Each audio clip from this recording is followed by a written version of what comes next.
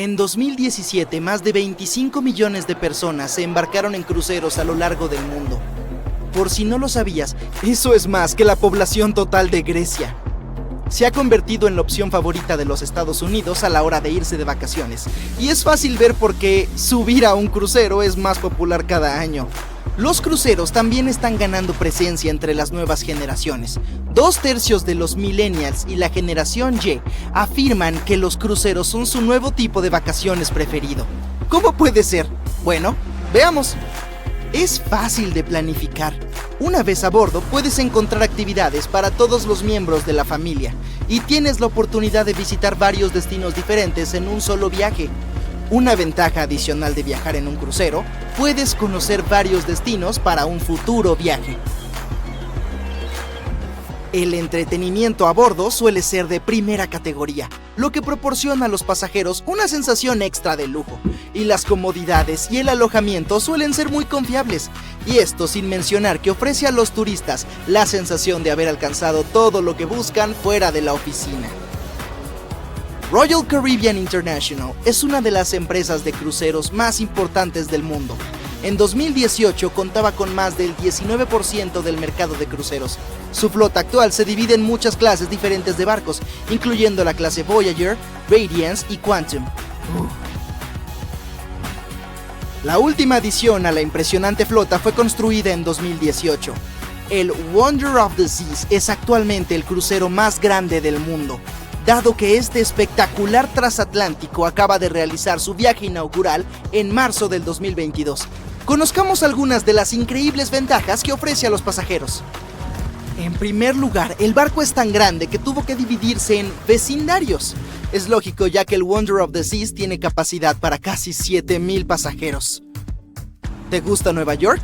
Genial, porque cuenta con su propio Central Park, con unas 10,000 plantas que puedes conocer.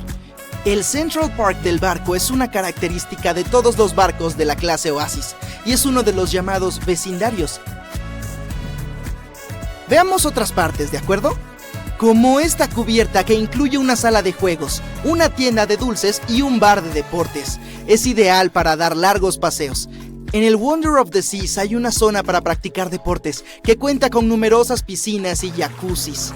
En la zona deportiva puedes hacer todo tipo de actividades. Luego está la Royal Promenade, o Promenade si así lo prefieres. Es la calle principal del Wonder of the Seas, con bares, salones y lugares para tomar un café o un lujoso latte. El vecindario de entretenimiento es el punto central de las actividades de ocio del barco. Aquí los huéspedes pueden encontrar un club de comedia, una pista de patinaje sobre hielo y hasta un teatro. La zona de spa y ejercicio es tranquila y cuenta con una gran variedad de tratamientos disponibles. Por cierto, el centro de ejercicios es gratuito, así que no hay excusa para que los pasajeros se salten el día de piernas. Han agregado una octava zona adicional al Wonder of the Seas llamada Vecindario de las Suites. Es una zona exclusiva y diseñada para los huéspedes que se alojan en las suites. Oh, ya entiendo. Se encuentran en la parte superior del barco. Estos huéspedes tienen miembros del personal designados para ellos llamados Royal Genies. Sí, si frotas una lámpara en tu suite, ellos aparecerán. Nah, es broma. Los genies son similares a los mayordomos y pueden atender a unos pocos camarotes. Por supuesto, la compañía de cruceros quiere evitar que los demás huéspedes hagan varias preguntas a estos miembros de la tripulación y que acaparen su tiempo. Por eso, los genios no llevan etiquetas con su nombre en las zonas públicas. En cuanto a su itinerario, inicialmente el Wonder of the Seas iba a tener su puerto base en China, pero Royal Caribbean decidió trasladar el transatlántico a los Estados Unidos. En marzo de 2022, el barco comenzó su viaje con itinerarios de 7 noches por el Caribe Oriental y Occidental.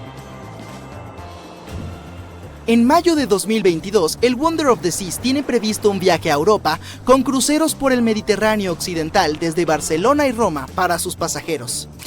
Los turistas también podrán visitar Palma de Mallorca, España, y Capri, Italia.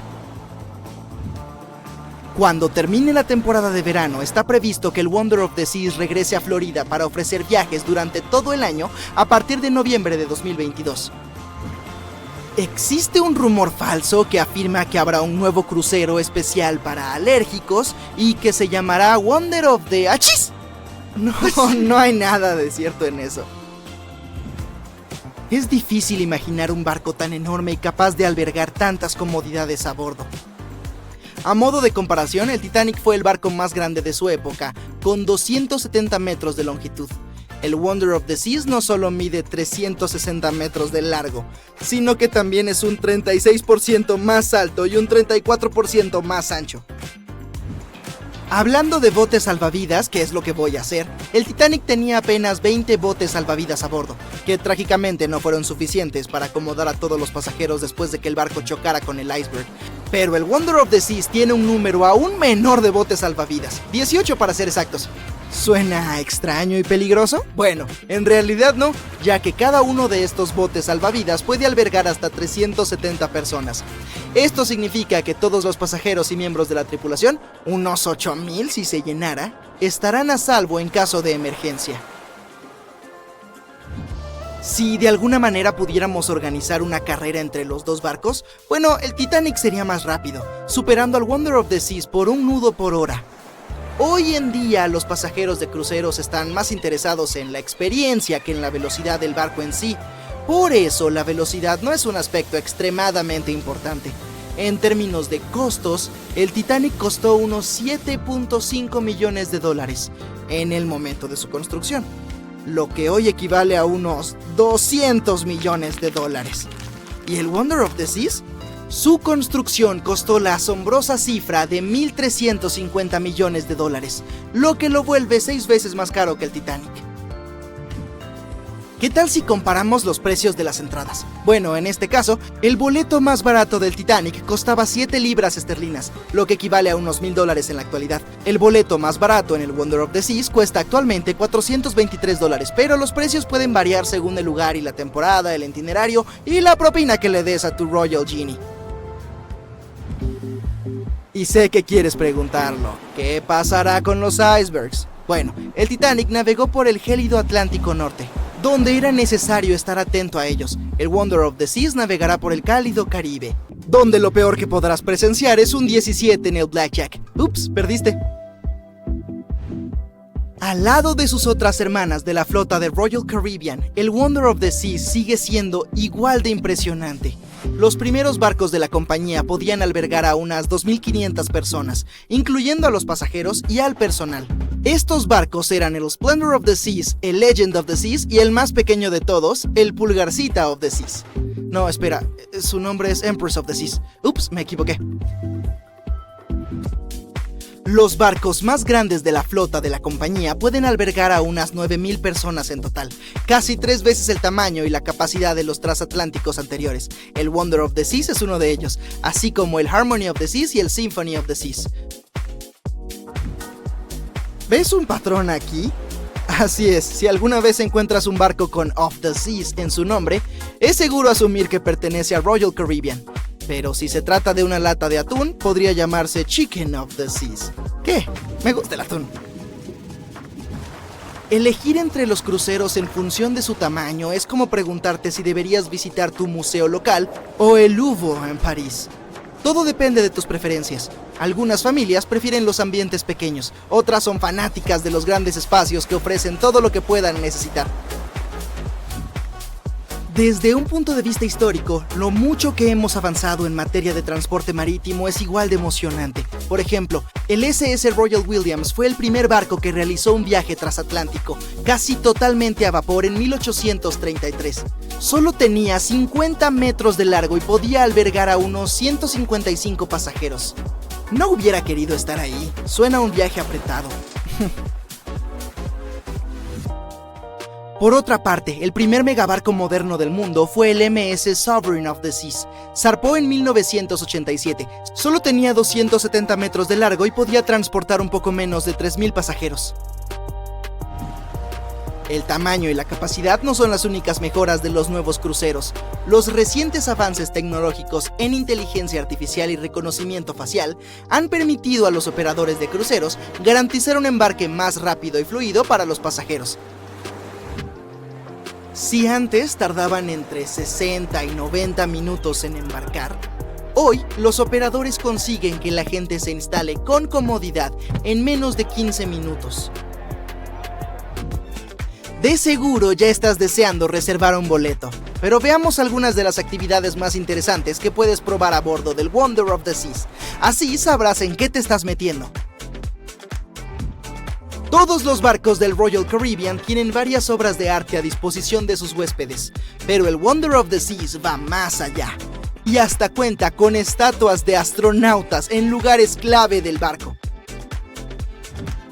Encontrarás al primer astronauta mirando a través del cristal en la cubierta, mientras que el segundo está ocupado escalando.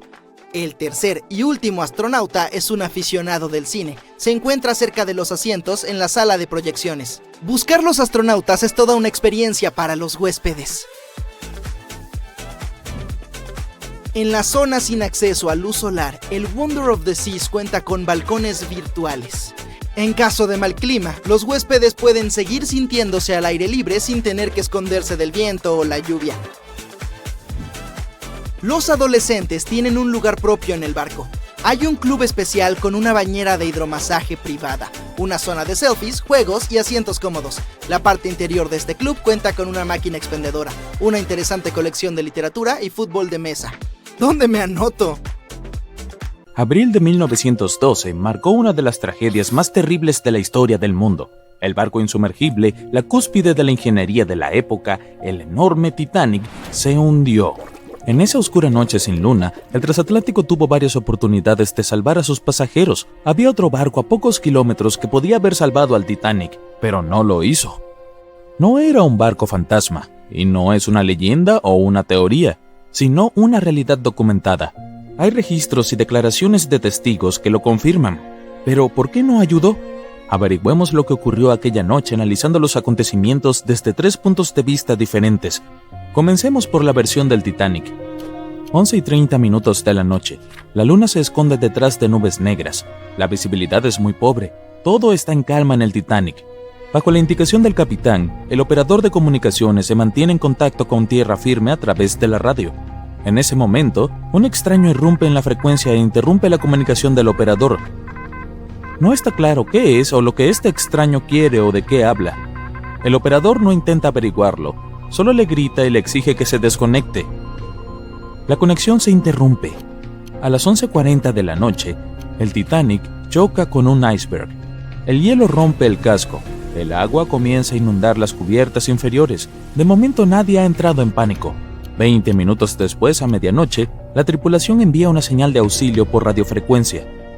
Pocas personas comprenden la gravedad de la situación. Después de otros 20 minutos, a las 12:20, comienzan a descender botes salvavidas con pasajeros. A las 12:25, reciben una respuesta a la señal de socorro. Se trata del RMS Carpathia. Su capitán informa que ya están navegando a máxima velocidad hacia el Titanic. Pero el problema es que el lugar del accidente se encuentra a 93 kilómetros. Eso significa que el Carpathia llegará en 4 horas. A las 12:45, la tripulación del barco hundido lanza bengalas al aire. Una de las principales razones del terrible destino de muchos pasajeros, pero hablaremos de eso más tarde. 90 minutos más tarde, la cubierta del Titanic se destroza y el barco se hunde. A las 4:10, el Carpathia llega finalmente al lugar del naufragio. Los miembros de la tripulación hacen esfuerzos heroicos para salvar a toda la gente y se llevan a 705 sobrevivientes. En ese momento, aparece otro barco, el SS Californian. El Carpathia navega hacia la costa de Nueva York con toda la gente rescatada, y el Californian se queda en busca de pasajeros, pero solo encuentra restos. Este barco estaba a pocos kilómetros mientras el Titanic se hundía en las aguas heladas. Podría haber salvado a estas personas, pero no hizo nada. Su capitán, Stanley Lord, cometió uno de los actos más terribles que un marinero puede hacer. No ayudó a un barco que se hundía. Cuando el mundo se enteró, Lord fue detestado por todos. No pudieron presentar cargos contra él, y el juicio no lo condenó, pero su carrera se arruinó por completo, ya que ninguna otra compañía marítima quiso contratarlo. A pesar de ello, jamás confesó su culpabilidad. Antes de morir, aseguró que no había sido su culpa. Si esto era cierto, ¿qué sucedió entonces? Esto nos lleva a la versión del Californian. Es la noche del 14 de abril. El Californian está navegando en las aguas frías del Atlántico Norte e ingresa a una zona con muchos icebergs. A las 10:10 de la noche, el capitán Lord detiene el barco. Es demasiado peligroso moverse por esta zona, ya que podrían dañar el casco. A las 11 de la noche, la embarcación comienza a ir a la deriva. Es imposible moverse en esas condiciones con tan poca visibilidad. Lord sabe que el Titanic se acerca, así que le ordena al operador de radio que les advierta del peligro. El operador, llamado Evans, enciende el receptor e intenta contactar al Titanic. Dedica unos 30 minutos a la tarea. Por fin la conexión es estable. En ese momento el operador de radio del Titanic está hablando con tierra firme. Evans interrumpe esta conversación e intenta advertir al barco sobre los icebergs. El operador no entiende las palabras de Evans. Está molesto con él, ya que acaba de interrumpir el canal de una manera descarada, por lo que le grita y corta la conexión. Cansado, Evans apaga el auricular e informa a sus supervisores del incidente. La reacción del capitán ante esta noticia sigue siendo un misterio. Probablemente pensó que el Titanic estaba al tanto del peligro. En cualquier caso, Lord deja que Evans se vaya a la cama. Si no hubiera apagado la radio y hubiera esperado una hora, habría escuchado la señal de socorro del Titanic. Pero no deberías culparlo. En ese momento no había ninguna razón oficial para permanecer en el transmisor. Evans está demasiado agotado y no puede luchar contra el sueño. Así que se va a dormir. El Titanic comienza a hundirse. Su capitán envía una señal de socorro. El operador a bordo del Carpathia la capta, pero el Californian no. Su receptor está apagado. El capitán Lord no puede dormir. Siente que algo anda mal. Mientras tanto, el Titanic se hunde rápidamente. El capitán da la orden de lanzar bengalas al aire. Y aquí es donde se produce uno de los errores críticos. Lanzan luces de advertencia, pero no son rojas. Por alguna razón, la tripulación olvidó llevar bengalas rojas a bordo, así que iluminaron el cielo con una luz blanca brillante. Si necesitaras enviar una señal de socorro, tendrías que usar luces rojas. El capitán Lord ve estas luces, pero no las percibe como un grito de auxilio. No puede ser que no haya bengalas rojas en un barco tan grande como el Titanic. Por desgracia, sí es posible. Lord cree que el Titanic se aleja. Tal vez haya alguna razón desconocida detrás de esas luces blancas, pero él no lo sabe. No tiene idea de que el Titanic está hundiéndose. Aún así decide ponerse en contacto con el barco, pero no a través de la comunicación por radio. En lugar de despertar al operador de radio, envía una señal al Titanic a través de una lámpara de señales. Es importante considerar que muchos capitanes de la vieja escuela no se tomaban en serio la comunicación por radio, ya que no comprendían el valor de esta tecnología. Por eso el capitán Lord no despierta a Evans. Envía señales luminosas, pero el Titanic no responde. Más tarde, muchos sobrevivientes mencionaron haber visto las luces intermitentes del Californian, pero no podían haber hecho nada. La tripulación del barco no escuchaba sus gritos de ayuda. A las 2:20 a.m., el Titanic se hunde completamente. Poco más de 2 horas después, el operador de radio Evans despierta y enciende el transmisor. Es entonces cuando escucha a muchos rescatistas hablar del barco hundido. Evans entiende todo y se lo comunica al capitán. En ese momento, el Californian se dirige inmediatamente al lugar del naufragio. Allí se encuentran con el Carpathia, que navegaba hacia Nueva York con los sobrevivientes a bordo. El Californian se queda navegando y buscando gente, pero no encuentra más que restos del naufragio. Finalmente, el Californian regresa a tierra firme. Las noticias sobre el barco que podría haber salvado al Titanic se extienden por todo el país, y el juicio comienza. El capitán Stanley Lord y la tripulación cuentan su versión y aseguran que su barco no se había movido de su lugar. Muchos no les creen, y algunos de los sobrevivientes afirman haber visto pasar al Californian. Sin embargo, el juez los declara inocentes. En 1962, el capitán Stanley Lord es un hombre muy mayor. Llama a un notario para confesar algo y hacer su último comentario sobre este caso. Jura que no es culpable. Pero si el Californian no pasó junto al Titanic en ese momento, entonces ¿quién? La teoría del Sansón podría responder a esa pregunta. El buque de carga Sansón estaba navegando en las aguas frías del Atlántico Norte. La tripulación no está durmiendo. Estudian cuidadosamente los alrededores, pero no por miedo a los icebergs. temen encontrarse con la Guardia Costera estadounidense. La tripulación del Sansom captura focas, lo que es ilegal. A las 12:45, el capitán del Sansom ve bengalas blancas. El equipo está seguro de que es la Guardia Costera, así que apagan las luces y se alejan. Como está oscuro, no ven el hundimiento del Titanic. Regresan a la costa de Islandia y se enteran del desastre. Se dan cuenta de que acababan de abandonar a los pasajeros que se ahogaron. El sobrino de uno de los miembros de la tripulación del Sansom lee esta historia en el diario de su tío y pide permiso para publicarla. Todos se dan cuenta de que el capitán Lord no había sido culpable. Por desgracia, no vivió para ver este momento. En realidad, todavía no se sabe quién es el culpable en esta historia. 2 barcos estaban cerca del Titanic. Sus capitanes eran personas más que capaces y habrían ayudado a salvar a todos los pasajeros. El problema es que no lograron entender lo que el Titanic quería esa noche oscura. Alguien olvidó guardar bengalas rojas en la caja. Este detalle pequeño pero fatal fue una de las principales causas de la tragedia. Un gato negro cruzando la carretera, plátanos a bordo de un barco, una herradura colgando sobre una puerta y otras supersticiones parecen carecer de sentido, pero mucha gente sigue creyendo en ellas. Y todas estas cosas tienen sentido si se investiga sobre su origen. Conozcamos más sobre las 11 supersticiones más famosas. Se acerca un partido de fútbol, la presentación de un proyecto empresarial o un examen complicado. Tienes miedo a reprobar o a perder, y por eso tocas madera. La gente de Europa y Estados Unidos conserva este ritual desde hace más de 2000 años para evitar problemas. Tocar madera para evitar decepciones podría tener su origen en los campesinos que golpeaban los troncos de los árboles para ahuyentar a los espíritus malignos que querían arruinar la vida de la gente.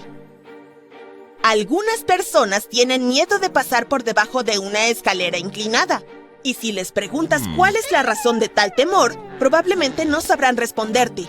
La superstición de que pasar por debajo de una escalera puede llevar al fracaso apareció hace unos 5000 años en el antiguo Egipto. Las pirámides eran triangulares porque los egipcios consideraban sagrada esta forma. Una escalera inclinada también tiene forma triangular, por lo que pasar por debajo de ella se consideraba una profanación de un símbolo sagrado. En otras culturas, una escalera así simbolizaba el mal, la desgracia y la traición. En el siglo XVII, en Inglaterra, los guardias obligaban a los prisioneros a pasar por debajo de las escaleras. Una de las malas señales más famosas es un espejo roto. Verse en sus fragmentos significa fracaso para los próximos 7 años. Incluso visualmente, el reflejo en un cristal roto parece siniestro, por lo que mucha gente tiene miedo de mirarse allí. Pero históricamente, este miedo se originó en la antigua Grecia, donde muchas personas acudían a místicos especiales que sabían predecir el futuro utilizando la imagen de un espejo. Si el reflejo de alguien estaba distorsionado, le esperaban problemas. Un espejo roto o agrietado también distorsionaba la imagen, por lo que la gente temía mirarse en él. Más tarde, en el siglo I de nuestra era, los romanos añadieron a la superstición el detalle de los 7 años de infortunio. Los habitantes del imperio creían que la salud humana cambiaba cada 7 años, por lo que mirarse en un espejo distorsionado simbolizaba precisamente ese periodo. Y los romanos también creían que los espejos reflejaban partículas de nuestras almas. Por lo tanto, si rompías un espejo, significaba que te hacías daño en el alma. ¿Sal derramada? Tírate una pizca por encima del hombro si no quieres tener problemas. Pero, ¿por qué puede traer problemas y al mismo tiempo ayudar a evitarlos? La respuesta está en parte en el nombre. Las palabras sal y salario se parecen porque ambas están relacionadas y además son valiosas. En el pasado, la sal era un producto caro. Derramarla en el suelo significaba tirar el dinero. Hace más de 3000 años, los antiguos sumerios fueron los primeros en arrojarse sal sobre los hombros para anular las desgracias. Después, la tradición pasó a egipcios, asirios y griegos. En Europa, se creía que al arrojar una pizca de sal sobre el hombro izquierdo se cegaba a un espíritu maligno que quería causar problemas. Ahora, la sal no parece valiosa, así que solo unos pocos creen en esta superstición. En el pasado, los marineros se encontraban en una situación peligrosa cuando salían al mar. Por eso, no es de extrañar que empezaran a creer en todo tipo de supersticiones. Y una de las más populares estaba relacionada con los plátanos. Se creía que llevar esta fruta amarilla a bordo causaba graves problemas en el mar. Esta superstición apareció en el siglo XVIII, cuando empezaron a desaparecer barcos mercantes que partían del Caribe y de España. Las personas que encontraban restos de naufragios decían que los plátanos habían estado flotando entre los tablones de madera. Así, estas frutas se convirtieron en mensajeras del desastre. Tormentas, piratas, monstruos marinos... Cualquier cosa podía ocurrirle a un barco si había plátanos a bordo. Algunos pescadores están seguros de que estas frutas pueden estropear la pesca, y esta superstición tiene una base científica. Los plátanos emiten un gas especial que puede resultar desagradable para los peces. Tal vez la vida marina pueda percibir los plátanos desde lejos y no quiera nadar cerca de ellos. Hoy en día, muchos marineros también creen en la energía negativa que emiten estas frutas. Así que no te sorprendas si no te dejan subir al barco con una banana en la mano. ¿Te has fijado alguna vez en una herradura colgada en la puerta de entrada de algunas casas? Por supuesto, mucha gente la cuelga como adorno y no da importancia a su significado. Sin embargo, desde la antigüedad se la ha considerado un talismán eficaz para ahuyentar a los malos espíritus. Además, la herradura era símbolo de buena suerte en muchas culturas. Todas estas creencias aparecieron en la antigua Grecia, donde el hierro se consideraba un material que protegía del mal. Además, los griegos fabricaban herraduras en forma de luna creciente porque simbolizaba la fertilidad y la buena suerte. Luego, esta creencia pasó a los romanos y después a Europa. La gente temía a las brujas, los hechiceros y otras criaturas míticas en la Edad Media, por lo que colgaban herraduras en todas las casas. Estaban seguros de que las brujas temían a los caballos, por lo que evitaban cualquier objeto relacionado con estos animales. Si quieres evitar problemas, no abras un paraguas dentro de casa. Esta es una de las pocas supersticiones que tienen un significado práctico. Por primera vez se empezó a hablar de ella en la Inglaterra victoriana. En aquella época, los paraguas eran más resistentes y peligrosos que ahora. Los radios de hierro podían herir a alguien o romper algo. Además, todos estos problemas podían provocar peleas con la gente con la que se vivía, así que nadie abría paraguas dentro de casa. Un gato negro corriendo por la carretera es una de las supersticiones más famosas. Algunos creen que es un presagio de buena suerte. Otros piensan que augura desgracias. Las dos versiones tienen dos fuentes distintas. En el antiguo Egipto, los gatos eran animales sagrados y la gente los veneraba. Por lo tanto, para un egipcio era una suerte ver un gato negro cruzándose en su camino. En la Edad Media, estos animales asustaban a la gente porque creían que el gato negro era compañero de las brujas y talismán de las fuerzas oscuras. Si un gato negro se cruzaba en el camino, significaba que el mal te vigilaba. Cuando los peregrinos se establecieron en el Nuevo Mundo, esta superstición empezó a extenderse por toda América y mucha gente sigue creyendo en ella. Otro animal mencionado en muchas supersticiones es la urraca. Este pájaro es conocido por robar objetos de joyería y monedas, por lo que la gente lo ve como un presagio de fracaso. Cuando la ven, las personas dicen: «Buenos días, señor Urraca. ¿Cómo está su señora esposa hoy?». Muchos creen que estas palabras los alejan de los fracasos. Una urraca elige una pareja para toda la vida, así que si ves una sin pareja, significa que está muy sola. Mencionar a su pareja puede entristecer al ave, por lo que no te jugará malas pasadas. El miedo asociado al número 13 está tan extendido en todo el mundo que incluso tiene nombre propio: triskaidekafobia. En el mundo moderno, la gente teme este número debido a la cultura pop. Películas, libros y programas de televisión dicen que está asociado con el mal, los problemas y los peligros. Sin embargo, ninguna estadística puede demostrar que el 13 sea un número que atrae la mala suerte. No se han producido accidentes relacionados con él. Las personas nacidas el día 13 se sienten muy bien y no tienen problemas de salud. Pero, ¿de dónde viene este miedo? Los orígenes de la triskaidekafobia nos remiten a la mitología escandinava. Hay una leyenda sobre el Valhalla en la que 12 invitados fueron convocados a un gran banquete en Asgard: Odín, Thor y otros personajes famosos. Pero entonces Loki irrumpió en la sala sin invitación y se convirtió en el 13º invitado que arruinó la fiesta. Así, el 13 se convirtió en un número que puede arruinarte la vida. ¿Por qué encontrar un trébol de 4 hojas se considera un presagio de buena suerte? La probabilidad de hallar esta planta es de 1 entre 10,000 y hay que tener suerte para encontrarla. Pero más allá de eso, el trébol de 4 hojas tiene una interesante leyenda sobre su origen. Se dice que Eva tomó un trébol de 4 hojas para recordar el jardín del Edén cuando fue expulsada del paraíso. Así, la planta se ha convertido en símbolo de prosperidad, buena suerte y felicidad. tramo de agua que incluso los exploradores más experimentados temen. No importa en qué temporada elijas cruzarlo, corres el riesgo de encontrarte cara a cara con olas que pueden alcanzar la altura del letrero de Hollywood. Estoy hablando del pasaje de Drake, la vía marítima que conecta el Océano Pacífico con el Atlántico, extendiéndose desde el Cabo de Hornos en el extremo sur de Sudamérica hasta las Islas Shetland del Sur en la Antártida. Es tan ancho como la distancia de Londres a Berlín y puede tardar hasta 48 horas en cruzarse.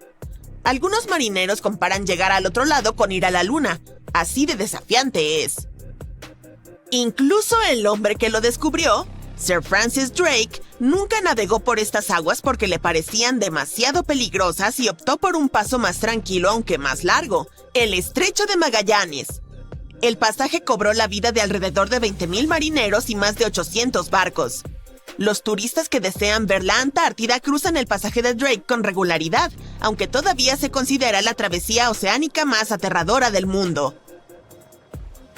La península antártica a donde van los viajeros en realidad no forma parte de la Antártida misma. Se extiende y apunta hacia Sudamérica como dos dedos casi tocándose. El agua se aprieta entre estas dos masas de tierra y genera fuertes corrientes oceánicas. El paso es parte de la corriente circumpolar antártica, la mayor corriente oceánica del mundo. El agua fluye a través del pasaje a una velocidad de entre 95 y 150 millones de metros cúbicos por segundo, lo que la hace muy turbulenta. Además, hay vientos que usualmente soplan de oeste a este y son muy fuertes entre los 40 y 60 grados de latitud.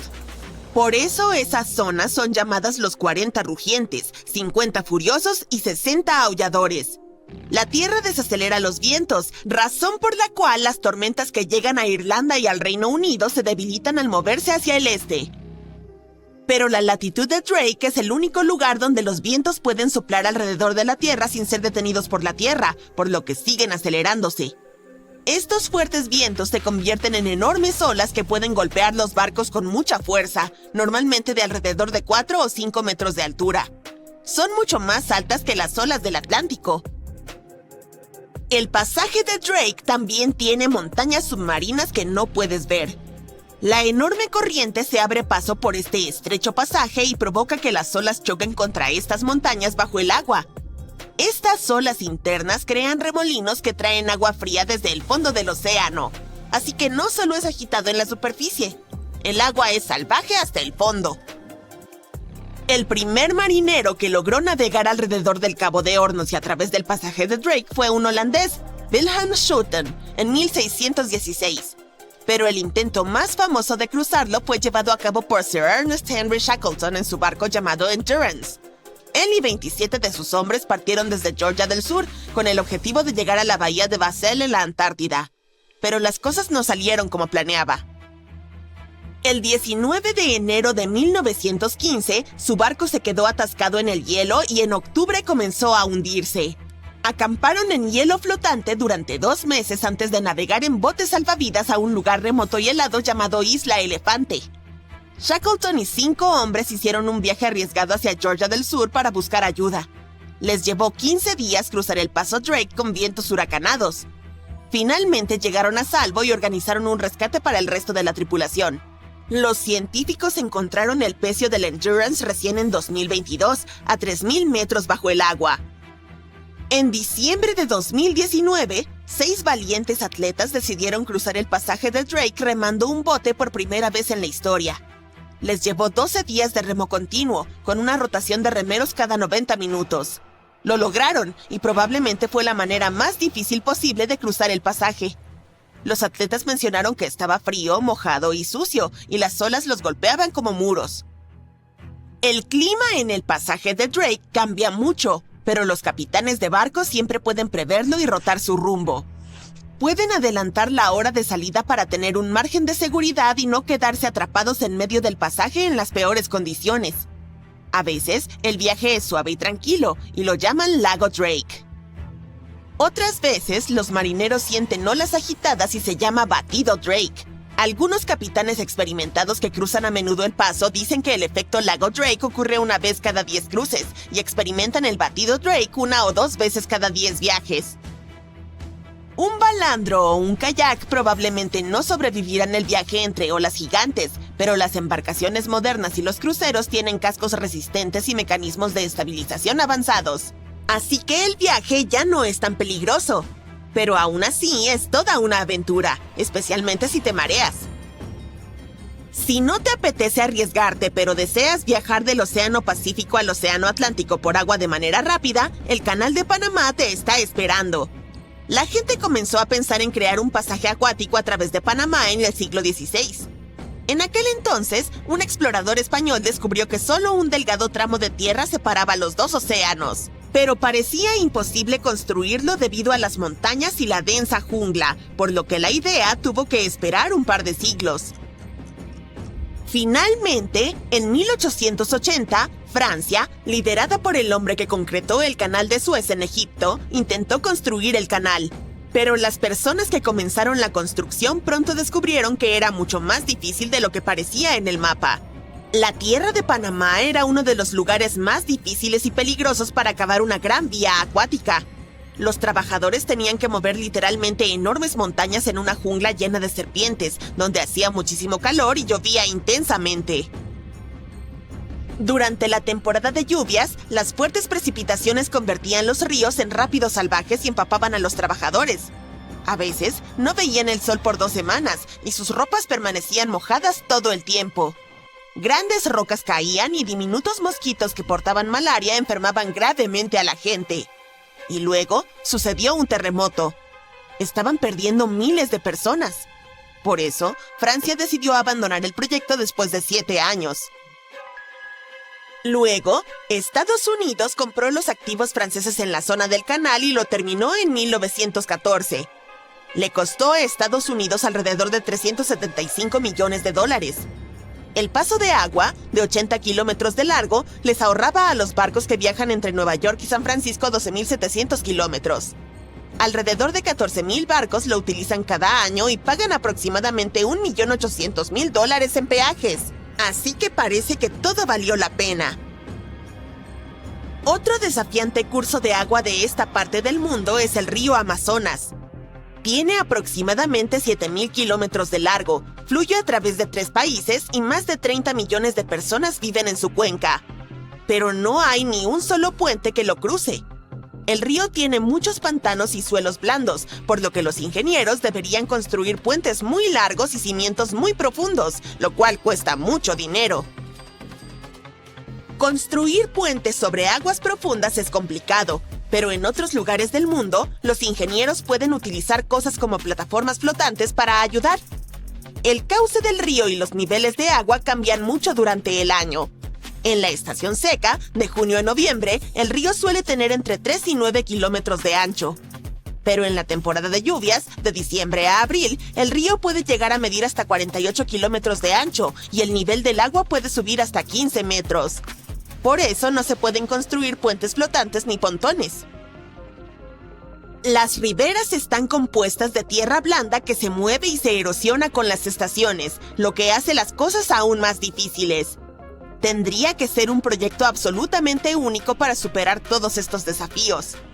Por suerte, no hay una necesidad urgente de un puente sobre el Amazonas en este momento. El río mayormente atraviesa zonas poco pobladas, por lo que no hay tantas carreteras principales que necesiten ser conectadas por puentes. 2 marineros estaban navegando no muy lejos del infame Triángulo de las Bermudas cuando notaron un barco que parecía moverse por sí solo. Sus velas estaban bajadas y el motor no funcionaba. Uno de los hombres era Matt Rutherford, el primero en navegar solo y sin parar alrededor de Norte y Sudamérica, quien vio mucho durante sus travesías. Pero esta situación era espeluznante incluso para él. Un bote terriblemente abandonado que podría estar ocultando cosas aterradoras en su interior. Aún así, Rutherford decidió acercarse a inspeccionar la embarcación para ver si había alguien a bordo que necesitara ayuda. Esta historia ocurrió en 2013, pero los marineros esperaron 10 años antes de publicar las imágenes que tomaron. El barco fantasma, que resultó llamarse Wolfhound, parecía ser de gama alta y probablemente costó cientos de miles de dólares. Parecía que quien lo abandonó se fue con prisa. Había ropa y otras pertenencias por toda la cabina principal. Algunas partes del techo habían caído y varios cajones estaban abiertos. Rutherford tenía miedo de abrir puertas y compartimentos, así que buscó cuidadosamente por el bote paso a paso y, por suerte, no encontró personas que necesitaran ayuda. Los marineros decidieron remolcar el barco fantasma de regreso a Bermudas. No fue fácil porque el Wolfhound era más grande y pesado que su embarcación. Después de días en el mar, la tripulación estaba quedándose sin combustible y le pidió a un carguero que pasaba que se detuviera y le suministrara un poco de gasolina. Continuaron tirando del Wolfhound solo con la fuerza de las velas hasta que la cuerda de remolque se enredó en el timón y se dieron cuenta de que podrían quedar varados en el Triángulo de las Bermudas. Así que tuvieron que abandonar el barco. Después de otros 23 días en el Atlántico, finalmente llegaron a Bermudas. Como se supo más tarde, el misterioso barco fantasma le pertenecía a un miembro de un club de yates irlandés. Se topó con una tormenta con olas de 6 metros de altura y vientos muy fuertes que le impidieron continuar su travesía. Una embarcación de carga griega rescató a la tripulación, pero tuvieron que abandonar el bote. Rutherford y su equipo encontraron el yate 9 semanas después. El Wolfhound es uno de más de 50 barcos y 20 aviones que han desaparecido en el Triángulo de las Bermudas desde mediados del siglo XIX. El primer barco, al menos oficialmente documentado, fue el USS Pickering. Partió de Delaware hacia las Indias Occidentales en 1800. Había 70 personas a bordo. Desde entonces, nadie volvió a saber de ellos. Y quizá nunca sepamos qué les ocurrió exactamente ni dónde se encuentra el barco ahora. La embarcación más grande que ha desaparecido en esta misteriosa área fue el USS Cyclops. En marzo de 1918, llevando una tripulación de 306 personas, este zarpó de Barbados con rumbo a su hogar en Baltimore. Llevaba a bordo toneladas de mineral de manganeso denso, que se utilizaba en la fabricación de acero. Algo sucedió durante su viaje de 9 días, cuando pasaba por el Triángulo de las Bermudas. El último mensaje del Cyclops decía: clima despejado, todo bien. Pero luego desapareció para siempre, sin siquiera emitir una señal de SOS. Otro barco que supuestamente el Triángulo de las Bermudas se llevó para siempre fue el Cotopaxi en 1925. Estaba cargado con carbón y tenía una tripulación de 32 personas a bordo. Su viaje debía ir de Charleston, Carolina del Sur, a La Habana, Cuba. Pero algo salió mal y la embarcación desapareció. Recientemente, científicos descubrieron que el Cotopaxi yacía en el fondo del océano, a unos 56 kilómetros de San Agustín, Florida. Los buscadores que solían bajar hasta el naufragio apodaron este lugar como Naufragio del Oso, pero no se dieron cuenta de que estaban explorando los restos del Cotopaxi. Uno de ellos, Michael Barnett, había intentado identificar el naufragio durante más de 15 años. Midió cuidadosamente diferentes partes de los restos que habían sobrevivido bajo el agua con su equipo. Cuando compararon estas mediciones con los antiguos planos del Cotopaxi, vieron que todo coincidía perfectamente. El tamaño y la posición de las calderas eran exactamente como se describían en los planos.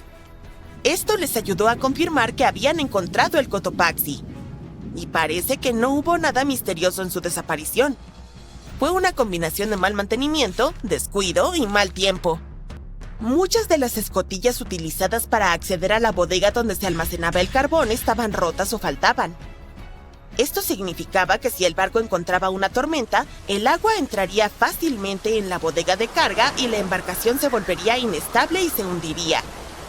Mientras el Cotopaxi navegaba frente a la costa de Florida, se topó con una tormenta tropical. Justo antes de desaparecer, envió una llamada de auxilio.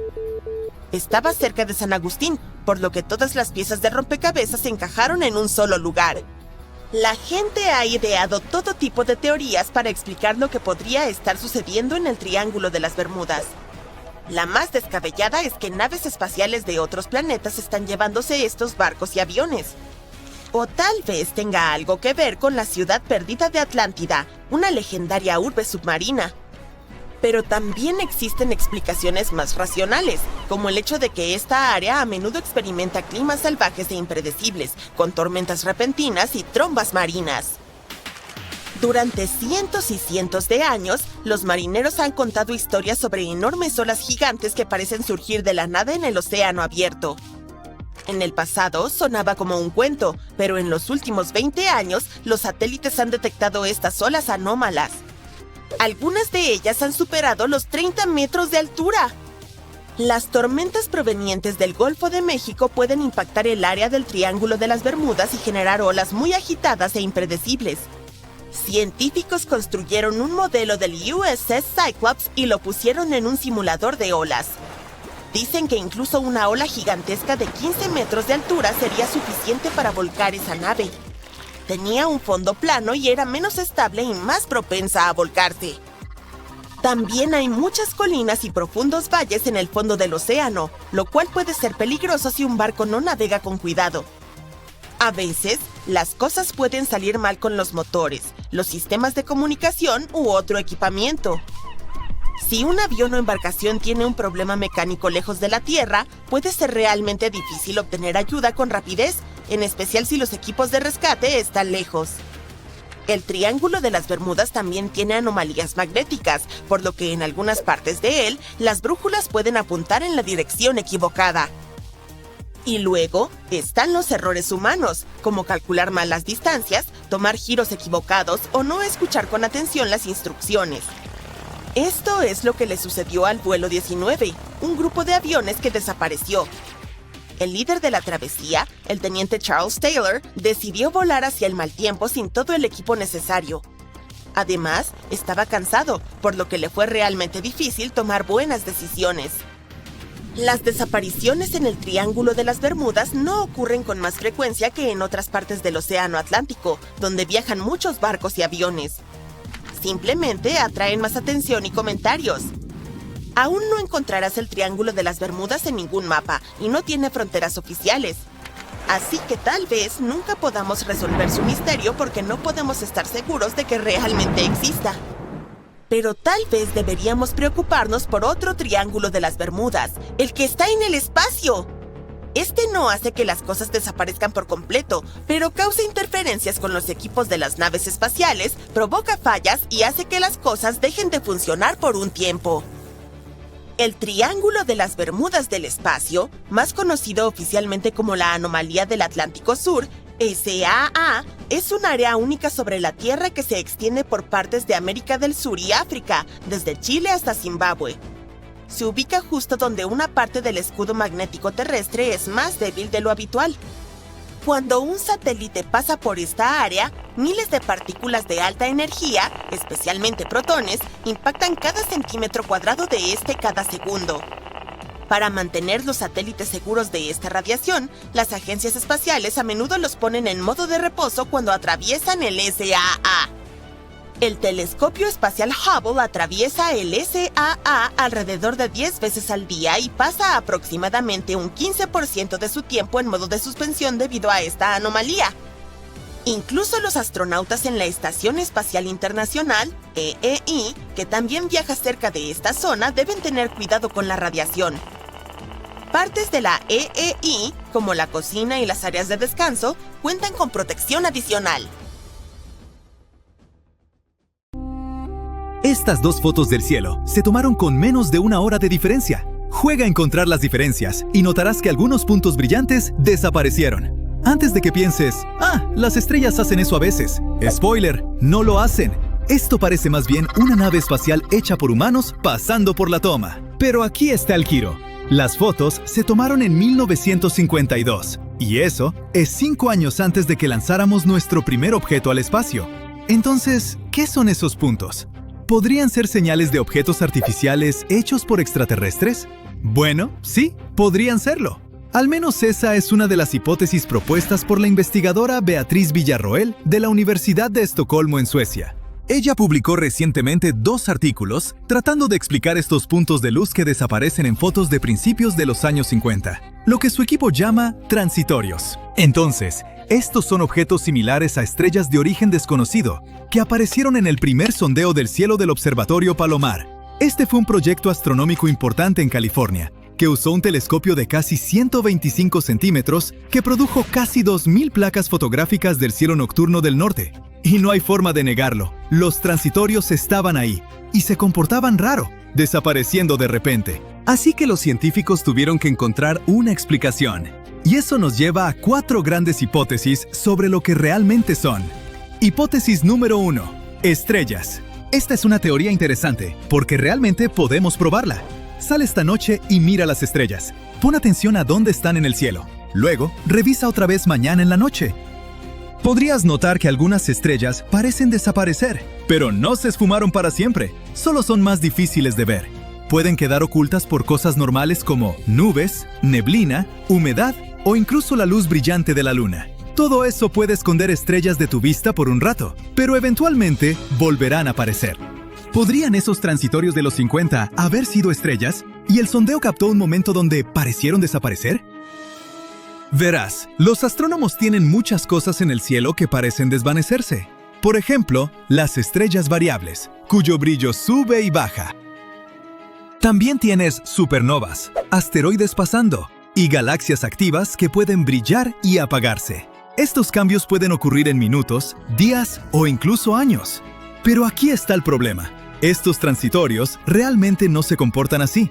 En las placas antiguas aparecen una vez y luego están completamente ausentes de imágenes tomadas tanto antes como después. O sea, los astrónomos no los vieron en una placa sensible al azul tomada apenas 30 minutos antes. Tampoco aparecieron en una placa sensible al rojo tomada 6 días después. Lo que fueran estas cosas eran extrañas, porque había tantas de ellas y desaparecieron muy rápido. Un momento están ahí y luego nunca vuelven a aparecer. Eso es muy raro. Así que no, probablemente no eran estrellas. Lo que parece más probable es que estos destellos eran luz solar reflejándose en objetos orbitando la Tierra. Y eso nos lleva a la hipótesis número 2. Eran satélites o alguna otra nave espacial hecha por humanos. Tienes que recordar, esto era los años 50, justo cuando la carrera espacial empezaba a dominar los titulares en todo el mundo. Todos querían llegar al espacio y querían hacerlo rápido. Así que es válido preguntar, ¿podría haber sido esto algún tipo de satélite temprano? Y la respuesta es no. Las placas del sondeo Palomar fueron tomadas antes del lanzamiento del primer satélite artificial, el Sputnik, en 1957. Así que los tiempos realmente no cuadran. Y eso hace que la teoría del objeto hecho por humanos sea bastante difícil de sostener. Lo que nos lleva a la hipótesis número 3. Objetos extraterrestres.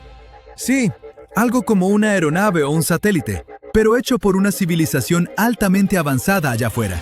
Algo que podría haber estado volando por ahí en ese entonces, quizás incluso observándonos. Y luego, por alguna razón, nunca aterrizó en la Tierra. Es una teoría loca, pero cuando ves qué tan extraños son estos transitorios, puedes entender por qué algunas personas toman esta idea en serio. Algo que no les dije es que no todos los puntos brillantes eran círculos perfectos. A veces aparecían como líneas rectas o bandas delgadas. Otras veces se veían nítidos, casi en forma de estrella. Y aquí está lo raro. Patrones así pueden ocurrir cuando la luz se refleja en algo con una superficie plana. Una roca espacial común, como un asteroide, normalmente no tendría caras planas con aspecto manufacturado así. El estudio sugiere que algo artificial podría haber estado allá arriba antes de que los humanos empezaran a lanzar naves. Y aquí se pone aún más extraño. Estos transitorios aparecieron más o menos al mismo tiempo que un montón de reportes antiguos de objetos extraños en el cielo. Ese mismo año de 1952, mucha gente afirmó haber visto objetos voladores inusuales sobre Washington, D.C., y no fueron solo 1 o 2 avistamientos. La Fuerza Aérea de Estados Unidos registró un total de 717 reportes durante ese periodo. Es una coincidencia bastante loca, pero la tecnología extraterrestre podría no ser la respuesta final. Algunos científicos se inclinan hacia una cuarta hipótesis: experimentos humanos. Estos estudios más recientes sugieren que podría haber una conexión con cosas que pasaban aquí en la Tierra. De hecho, más de la mitad de los transitorios aparecieron el día después de pruebas nucleares. Una idea es que los destellos podrían haber sido escombros de esas pruebas lanzados hacia arriba en la atmósfera. Pero esta teoría tampoco es perfecta. Los transitorios dejaron rastros en las imágenes durante la exposición de 50 minutos. Y para que eso tenga sentido, los escombros tendrían que permanecer y mantenerse concentrados aproximadamente en el mismo lugar por unas 24 horas para coincidir con lo que vemos. Eso es muy difícil de creer, si no básicamente imposible. En el espacio, algo no se queda fijo sobre una ubicación por un día completo, a menos que esté siendo controlado activamente. Así que por ahora, los científicos todavía necesitan más evidencia antes de que esta pueda ser la explicación principal. Bueno, se siente como si nos hubiéramos quedado sin hipótesis, ¿no? Y ahora ven por qué estos transitorios siguen siendo un misterio tan grande. Pero hay un grupo de científicos que piensan que la explicación podría ser mucho más simple de lo que suena. Creen que todo podría reducirse a una mala foto. Ya sé. Eso no es exactamente emocionante, pero escúchenme. Estamos hablando de imágenes viejas de los años 50, y no tienes que ser experto para saber que en ese entonces, las fotos del cielo no eran nada como lo que podemos capturar hoy. Estas imágenes se grababan en placas fotográficas.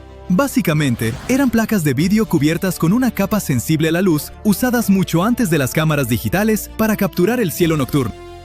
Para su época, era algo importante. Significaba que los astrónomos podían almacenar lo que veían en lugar de dibujarlo a mano. Pero esas placas tenían problemas.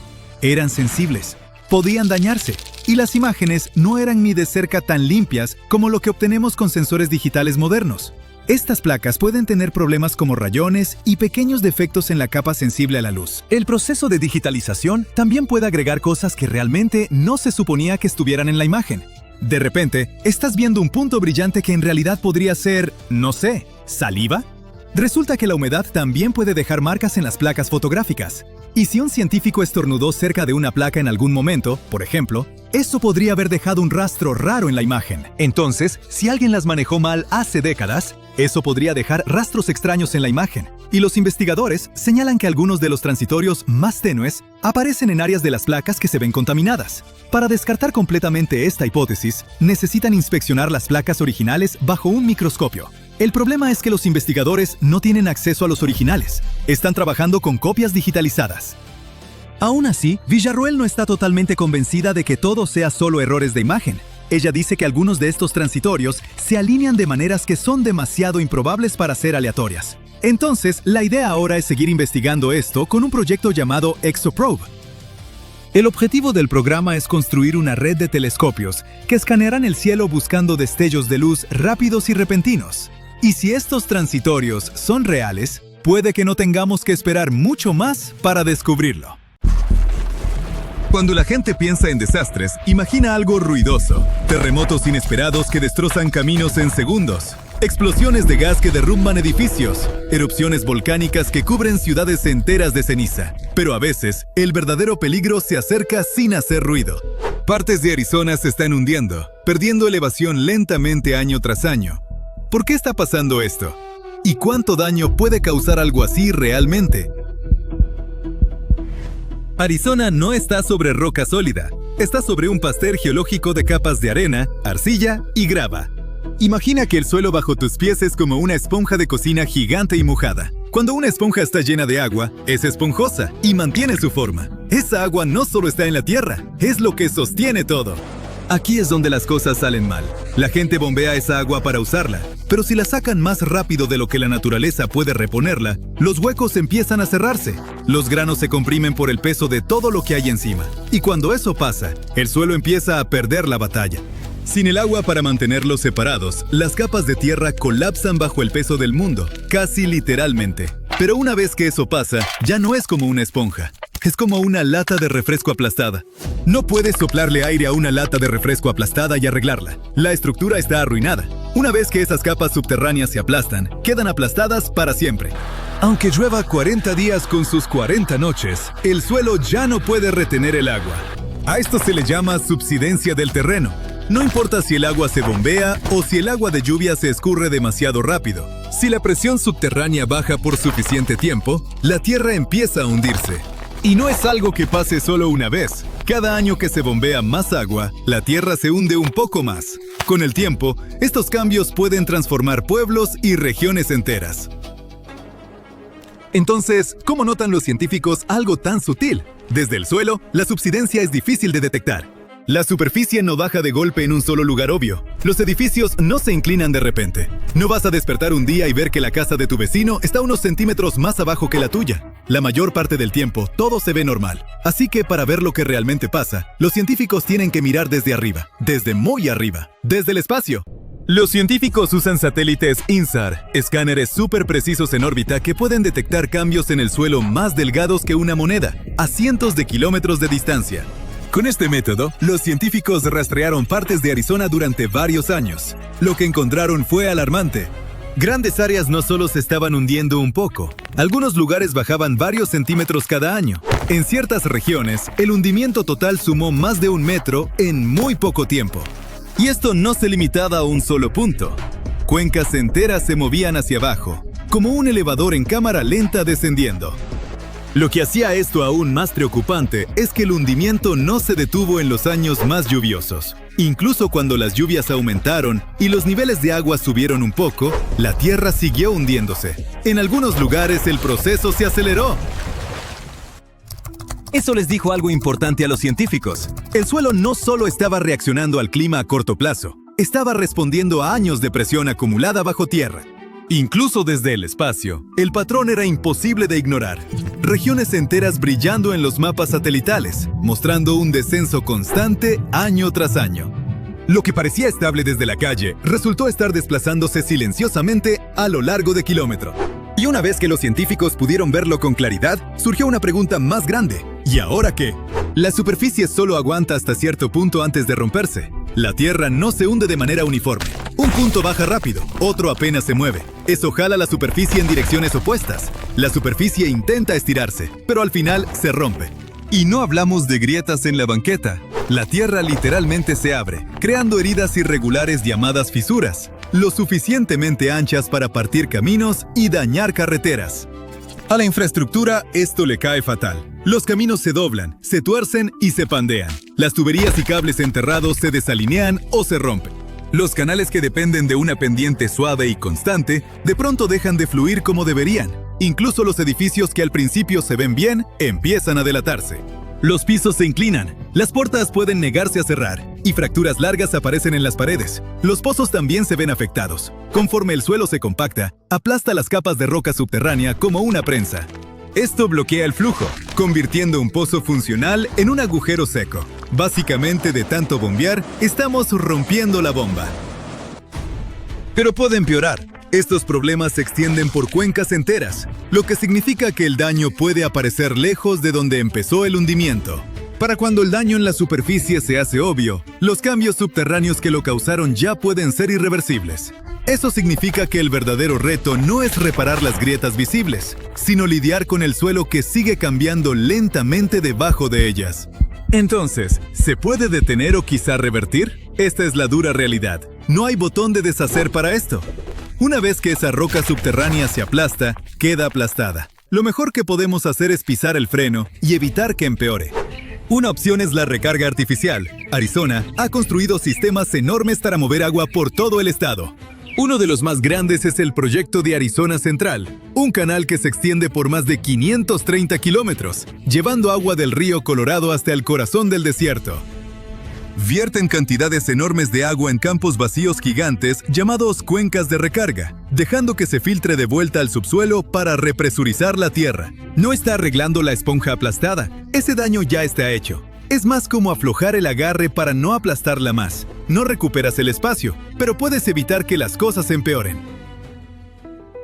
El otro enfoque es más difícil. Arizona trazó líneas firmes en el mapa. Se llaman áreas de gestión activa. Y dentro de ellas, el uso de agua subterránea está estrictamente limitado. Ya no puedes simplemente perforar un pozo donde sea y bombear sin parar.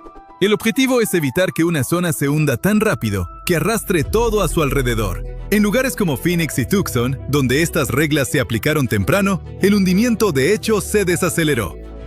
En otras partes del estado donde el bombeo siguió siendo intenso y las reglas eran más relajadas, el suelo siguió bajando. No porque la idea no funcione, sino porque frenar la subsidencia solo funciona si se alivia la presión a tiempo. Arizona es solo el miembro más reciente del club de las ciudades que se hunden. De hecho, hay casos mucho peores en el planeta. Mira California. El Valle Central es básicamente el campeón mundial del hundimiento.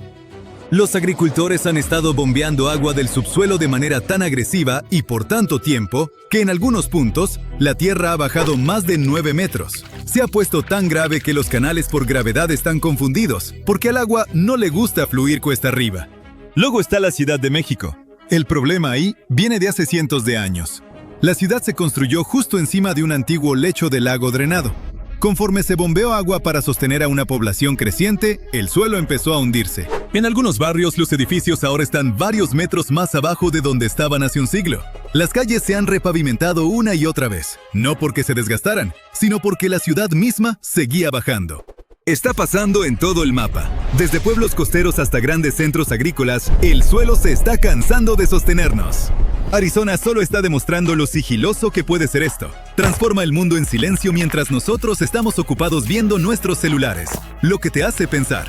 Si enormes pedazos del planeta pueden hundirse así de callados, ¿cuántos lugares están cambiando ahora mismo sin que nadie lo note? Realmente te hace reconsiderar la frase suelo firme. Tal vez la planta baja se convierta en sótano en 30 años. O tal vez es solo la Tierra pasándonos la factura por toda el agua que desperdiciamos sin pensar. Bueno, igual que Arizona, estos chistes son algo áridos, así que me detengo antes de hundirme más. Gracias por ver y no dejen que esta situación los hunda. Hace 360 años, un enorme barco británico, el London, explotó en un estuario del Támesis. La tragedia cobró más de 300 vidas, incluyendo a los marineros y a sus seres queridos.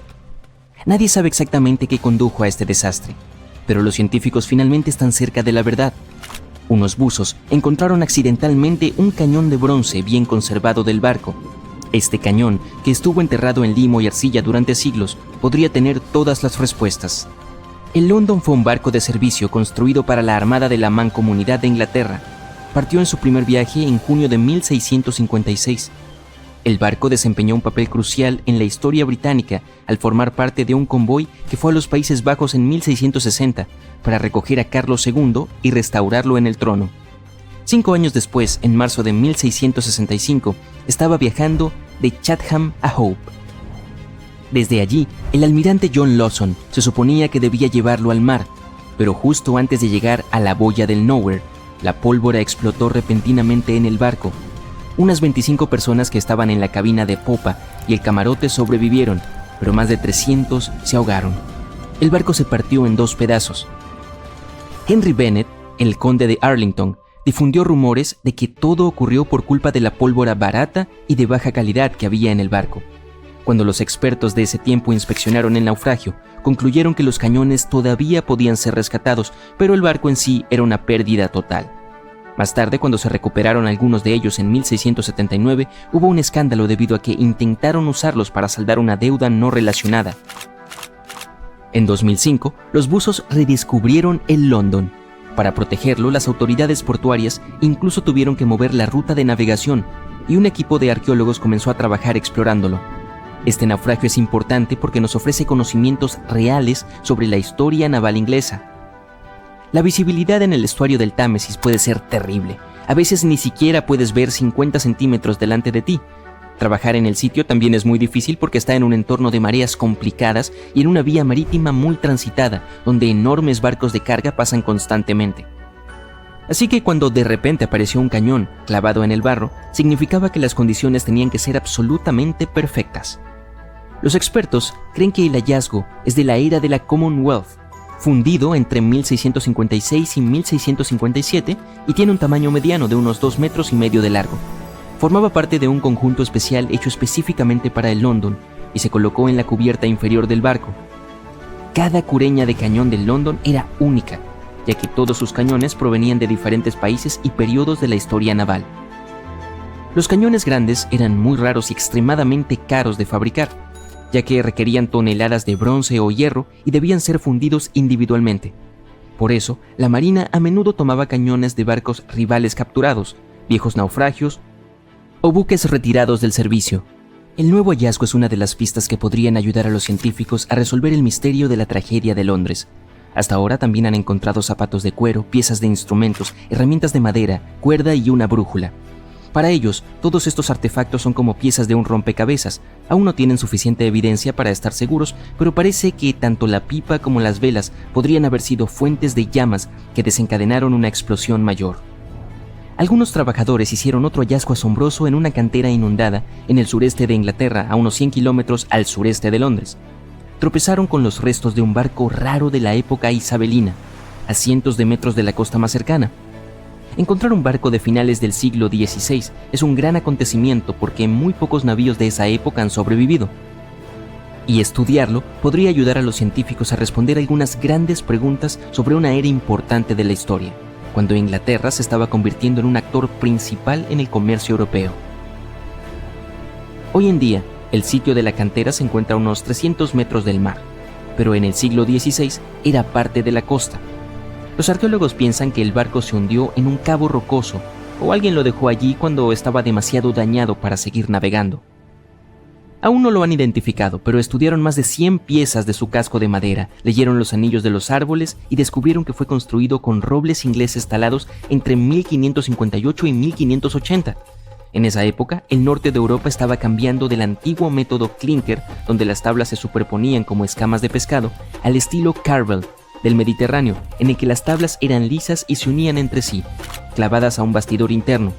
La madera vieja se suele pudrir rápidamente cuando está expuesta al aire o al agua. Pero si está enterrada bajo una capa gruesa de lodo o limo sin oxígeno, puede sobrevivir durante siglos, y eso es exactamente lo que ocurrió aquí. El equipo está utilizando escáneres láser y fotografía digital para documentar todo sobre el naufragio. Una vez que terminen su investigación, planean volver a enterrar las maderas bajo el limo en el lago de la cantera, para que el barco pueda permanecer allí seguro por muchos siglos más. En Noruega, un equipo de arqueólogos encontró un barco en un lugar aún más inesperado. En un campo llano. Hay una colina llamada Montículo Gjell. En realidad es un enorme monumento funerario que los mismos vikingos construyeron. El agricultor, que es dueño del campo, quería cavar algunas zanjas de drenaje, pero primero necesitaba que los expertos revisaran si había algo importante bajo tierra. Los arqueólogos utilizaron un georradar de alta resolución, acoplado a un vehículo similar a un tractor. Al escanear el campo, descubrieron que estaba lleno de montículos funerarios. Al menos 8 nuevos que nadie había encontrado antes, y debajo de uno de los montículos, el radar captó el contorno de un barco. En la época de los vikingos, los barcos eran extremadamente valiosos, por lo que solo los enterraban con personas muy importantes. Los científicos solo han encontrado 3 entierros de barcos en toda Noruega, y este es el primero nuevo en años. El equipo cree que este barco es de la época vikinga, probablemente entre los años 500 y 1000 después de Cristo. Y como el túmulo funerario que lo cubría se aplanó con el tiempo, el barco ahora está a solo medio metro debajo del suelo, muy cerca de la superficie. Mide cerca de 20 metros de largo y el radar mostró que partes como la quilla y las tablas del suelo están preservadas. Los arqueólogos planean explorar más utilizando herramientas no invasivas para no dañar nada por accidente. Si es necesario, comenzarán una excavación. Muy lejos de Noruega, en el desierto de Namibia, un minero en busca de gemas encontró accidentalmente un naufragio legendario de casi 500 años de antigüedad. Los trabajadores llamaron a un arqueólogo para examinarlo y pensaron que debían ser los restos de un buque mercante portugués, el Bom Jesus, que había desaparecido misteriosamente en el siglo XVI. El Bom Jesus había partido de Lisboa cargado de tesoros con destino a India, pero en algún lugar del extremo sur de África, una tormenta brutal lo arrojó contra la costa de Namibia. El barco se estrelló contra las rocas, se desintegró y desapareció bajo las olas. Cuando los arqueólogos exploraron el naufragio, encontraron partes del barco esparcidas por la costa y enterradas bajo una gruesa capa de arena, lo que en realidad salvó a los restos de pudrirse. Incluso descubrieron tesoros, más de 40 toneladas de carga que se habían derramado del cofre del capitán bajo el agua cuando se rompió el casco. Había cañones, espadas, telas, herramientas que los marineros usaban para navegar guiándose por las estrellas y lo más importante de todo, 1845 lingotes de cobre, piezas sólidas de metal que pesaban en total entre 16 y 17 toneladas. Los científicos pudieron incluso leer las antiguas marcas comerciales estampadas en los lingotes y revelaron así que fueron hechos por una rica compañía comercial alemana. Y luego estaba el gran premio, más de 2,000 toneladas de oro y plata de todo el mundo, Portugal, Venecia, Francia y los estados moros, además de 105 colmillos gigantes de elefante que pesaban cerca de 2 toneladas. Los colmillos probablemente iban camino a convertirse en artículos de lujo como joyas y finas tallas. Pruebas de ADN mostraron más tarde que el marfil provenía de elefantes del bosque y la sabana del oeste de África. Sin embargo, no encontraron muchos huesos, lo que significa que la tripulación o bien logró escapar o se perdió para siempre en el mar. Dicen que nada se pierde realmente. Y es cierto, descubramos algunos barcos congelados en el tiempo. El primero es más que fascinante. Se trata del naufragio de Anticitera. Es un barco comercial griego del siglo I a.C. Se encuentra en el lado este de la isla griega de Anticitera, en el punto de unión de los mares Egeo y Mediterráneo. Unos 2000 años después, en 1900, un grupo de buceadores griegos descubrió el naufragio. Se dirigían a Túnez, pero se vieron obligados a refugiarse de una tormenta en una isla cercana. Como no podían ir a ningún sitio, decidieron buscar esponjas hasta que el tiempo se calmara. Uno de los buzos halló el naufragio a una profundidad de unos 40 metros. Imagina que alguien va a buscar esponjas, pero que regresa a la superficie con tesoros arqueológicos. El capitán del barco habló con los funcionarios griegos y ellos enviaron 2 barcos a los restos.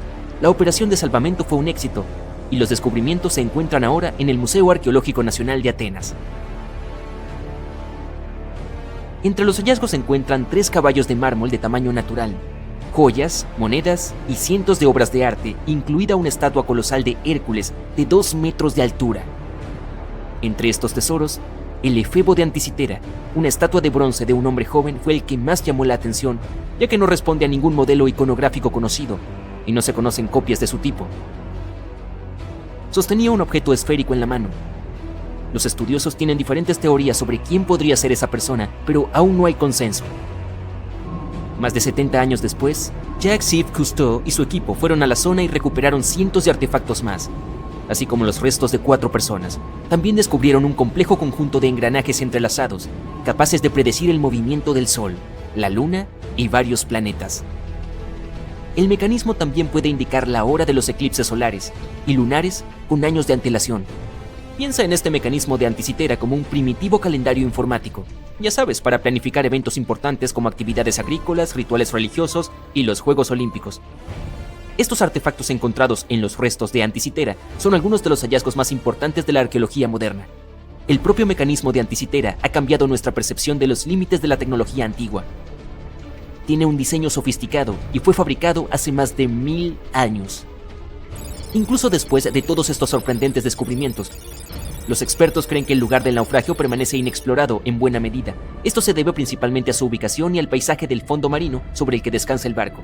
El pecio es demasiado profundo para los buceadores, pero también demasiado poco profundo para usar algo como un sumergible.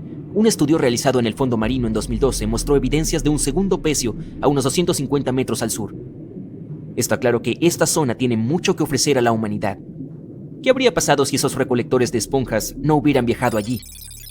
Los científicos encontraron un barco naufragado en la Antártida, en el fondo del mar de Weddell, 107 años después de su hundimiento. El nombre del barco era Endurance, y era el barco perdido del explorador antártico Sir Ernest Shackleton. Los científicos que pusieron sus ojos en él décadas después dicen que se encuentra entre los mayores naufragios no recuperados de la historia, así que filmaron todo el descubrimiento. El video revela los restos del Endurance y demuestra que sigue en un estado extraordinario. Lleva más de un siglo sumergido a 3 kilómetros de profundidad, pero es como si se hubiera hundido hace muy poco. La historia es la siguiente. El barco fue aplastado por el hielo y se hundió en 1915. Shackleton y sus compañeros tuvieron que escapar en pequeños botes salvavidas. A partir de entonces, todo era cuestión de supervivencia. Shackleton logró poner a su tripulación a salvo, pero el barco se hundió. Sí, es una historia impresionante, aunque ¿por qué los científicos aprecian tanto este barco? En primer lugar, la expedición imperial transantártica de Shackleton navegó para realizar la primera travesía terrestre de la Antártida. Sí, la tripulación quedó atrapada en el hielo, pero la intención era importante. En segundo lugar, se trata del propio desafío de hallar el naufragio. El mar de Weddell está casi siempre cubierto por un grueso hielo marino, el mismo que hizo que el Endurance se hundiera. Acercarse al lugar del presunto hundimiento es súper difícil, y ni hablar de llevar a cabo la investigación. Los expertos del equipo de exposiciones modernas previeron el momento con la menor extensión del hielo marino antártico utilizando imágenes satelitales. Se dieron cuenta de que el clima estaba a su favor para iniciar una expedición. El Dr. John Shears dijo que han completado con éxito la búsqueda de naufragios más difícil del mundo luchando contra un hielo marino en constante cambio, ventiscas y temperaturas que descienden a menos 18 grados Celsius. Si estas condiciones son las favorables, no puedo imaginar las peores condiciones en la Antártida. Por último, mira esto. Es madera. Está en muy buen estado y es posible leer el nombre del barco. Aún es visible. El arqueólogo marino Mensum Bond dice que este es el mejor naufragio de madera que ha descubierto. Tiene una carrera de 50 años, así que le creo. ¿Cómo es que la madera no está podrida? La doctora Michelle Taylor, bióloga de las profundidades polares, asegura que la madera se ha deteriorado poco porque los animales que comen madera no se encuentran en esta región libre de bosques de la Antártida. Los trabajadores de una mina de carbón en el este de Serbia descubrieron 3 naufragios que llevaban allí al menos 1300 años. El mayor de los naufragios es una antigua flota romana. Tiene unos 15 metros de largo y un fondo plano. Se calcula que el barco podía llevar una tripulación de 30 a 35 personas. Y observando el casco se pueden ver las marcas de las reparaciones. Vaya, tuvo una larga carrera. Nos ofrece un panorama de la vida hace más de 1000 años. Las 2 embarcaciones más pequeñas, por otro lado, coinciden con las descripciones de barcos utilizados por grupos eslavos para atacar la frontera romana. Han sido descubiertas debajo del lodo y la arcilla en el lecho de un antiguo río. Al parecer, en aquellos tiempos había una base romana en un lugar llamado Viminacium. Curiosamente, Viminacium era una capital de provincia con unos 40.000 habitantes en el siglo IV después de Cristo. A modo de comparación, era aún más grande que Pompeya. La mina de carbón de Kostolac es un centro de joyas ocultas. Los arqueólogos ya habían encontrado aquí pruebas de actividad humana y animal. Por ejemplo, en 2012 los expertos hallaron huesos de al menos 5 mamuts lanudos que se extinguieron hace unos 10.000 años. Unos arqueólogos han encontrado un barco 150 años después de su desaparición en las aguas del Ártico canadiense. Este buque mercante se llama HMS Investigator. Fue adquirido en 1848 para buscar el barco del explorador Sir John Franklin, que se perdió en la expedición del Paso del Noroeste. Así, el HMS Investigator partió de Gran Bretaña en 1850 para esta operación de rescate, dirigida por Robert McClure. El capitán se dio cuenta de que se encontraba en la etapa final del Paso del Noroeste, la ruta marítima a través de América del Norte. Sin embargo, antes de que pudiera adentrarse en el mar de Beaufort, el barco de 122 toneladas se atascó en el grueso hielo. La tripulación pasó el invierno en el estrecho del Príncipe de Gales. En el verano siguiente, McClure intentó, una vez más, navegar hasta el final del paso, pero el hielo volvió a bloquearle el camino. La tripulación se vio obligada a abandonar el barco por segunda vez. McClure los llevó a la Bahía de la Misericordia y allí permanecieron hasta 1853, cuando la tripulación del HMS Resolute los rescató. Imagínalo, una tripulación de 60 personas tuvo que pasar 3 inviernos en el Ártico sin saber si sobrevivirían. Más tarde, el barco fue hallado en posición vertical a una profundidad de unos 11 metros. Estaba en muy buen estado. El agua del Ártico impidió que la cubierta exterior se deteriorara rápidamente. El contorno del barco y su madera pueden apreciarse sin problemas. Además, los arqueólogos han descubierto artefactos en tierra abandonados por los marineros. Habían descargado todo antes de abandonar el Investigator. También han descubierto 3 tumbas de marineros y un naufragio de la Marina Británica en la zona. Me pregunto qué más podrían encontrar allí.